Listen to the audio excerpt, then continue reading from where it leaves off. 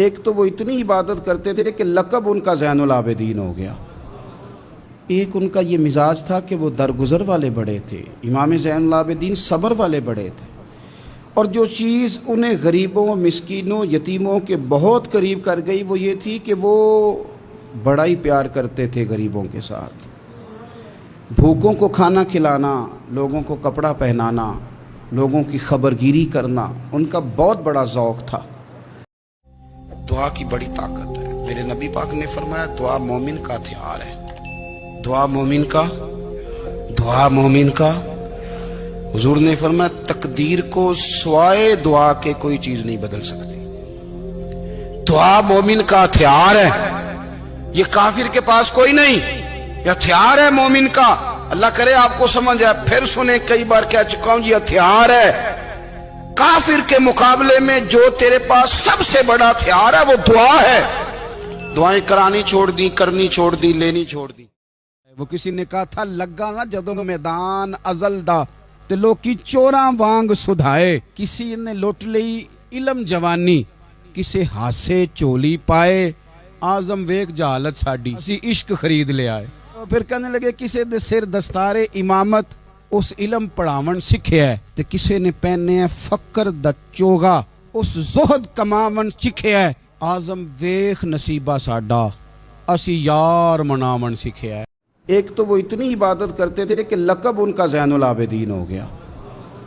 ایک ان کا یہ مزاج تھا کہ وہ درگزر والے بڑے تھے۔ امام زین العابدین صبر والے بڑے تھے، اور جو چیز انہیں غریبوں، مسکینوں، یتیموں کے بہت قریب کر گئی وہ یہ تھی کہ وہ بڑا ہی پیار کرتے تھے غریبوں کے ساتھ۔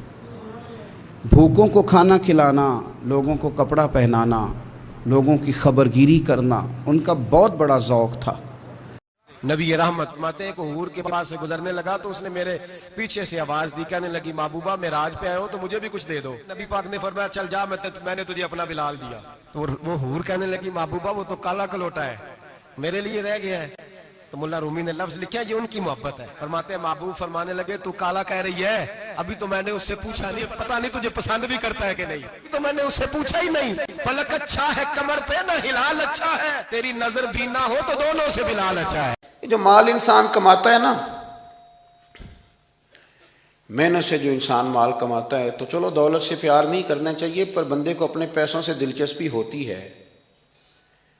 اور یہ بات پکی ہے کہ پیسہ بھی بندہ اسی جگہ خرچ کرتا ہے جس چیز سے بندہ پیار کرتا ہے۔ توجہ ہے نا میری بات پر؟ پیسہ بھی بندہ اسے آپ کہنا جبرن خرچ کرے تو پیسے بھی وہ جبرن خرچ کر سکتا، یعنی پیار آئے نا بچے پہ تو بالکل کوئی ضرورت نہیں، کپڑے بھی پورے ہیں اور اس کی ساری ضروریات پوری ہیں، تو پیار آیا تو بندہ کھلونا خرید کے لے جاتا ہے۔ پیار والی جگہ ہی پیسہ خرچ ہوتا ہے، پیار نہ ہو تو پیسہ بھی خرچ۔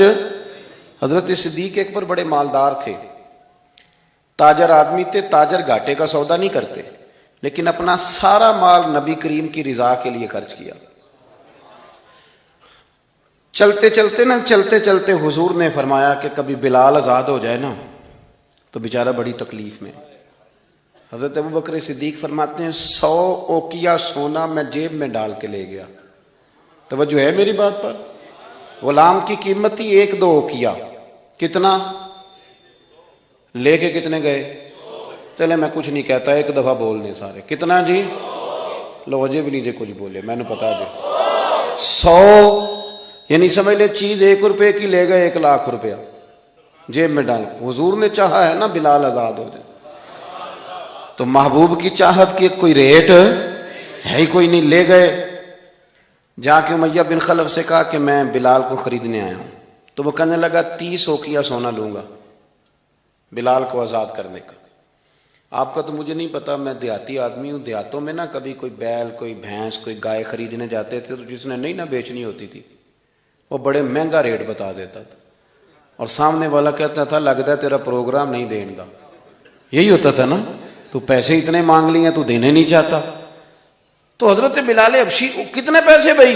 اس نے کہا جی 30 اوقیہ۔ وہ کہتا میں نے اتنے مانگے تھے کہ کوئی دے سکے، میں نے بڑے پیسے مانگے، جب کہا نا 30 تو ابوبکر صدیق فرماتے میں تو 100 لے کے گیا تھا، کہتے میں نے 30 نکالے اور دے دیے۔ حضرت بلال کو آزاد کرایا، امیہ بن خلف کہنے لگا ابو بکر تو تاجر بندہ ہے، سیانا بندہ ہے، ایسے تو نہیں تھا نا کہ کوئی بندہ باہر سے آیا ہے، تو مکے کا باسی اور زمانہ تجھے جانتا ہے، اگر تو ایک اوقیہ سونے پہ اڑ جاتا نا کہ میں صرف ایک اوقیے میں بلال کو خریدوں گا، ایک میں، تو امیہ کہنے لگا میں ایک پر بھی بیچنے میں تیار تھا، میں نے تو 30 اس لیے مانگے تھے کہ تو چلا جائے، اور میں نے 30 مانگے تو تو نے 30 دے دیے، حالانکہ تو ایک اوقیے پہ ضد کرتا تو میں دے دیتا۔ حضرت ابو بکر صدیق مسکرائے، فرمانے لگے تو ابھی کافر ہے، تجھے ابھی ایمان کے ذائقے کا پتہ نہیں، یہ تو ابھی تو آشنا نہیں نا، تجھے کیا پتا ہو، یہ بھی ایک مزہ ہے، تجھے پتہ نہیں نا، یہ بھی ایک ذائقہ ہے، یہ بھی ایک سرور ہے، تو ابھی اس سرور سے دور ہے۔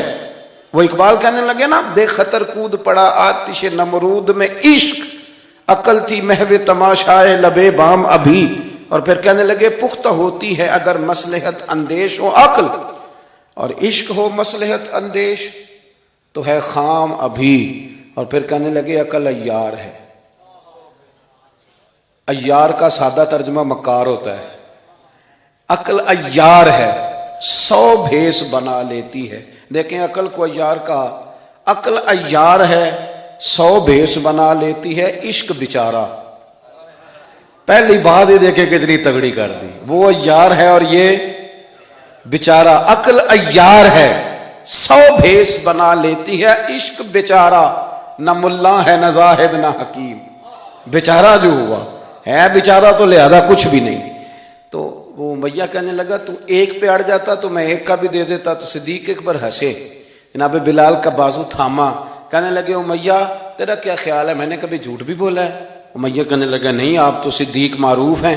تو حضرت صدیق اکبر کہنے لگے امیہ سن، پھر تو کہتا ہے نا کہ تو ایک پہ اڑتا، میں ایک پہ اڑتا تو ایک کا بھی بلال دے دیتا، اور میرا دعویٰ یہ ہے کہ تو نے 30 مانگے، تو 100 مانگتا تو میں 100 کا بھی بلال خرید لیتا۔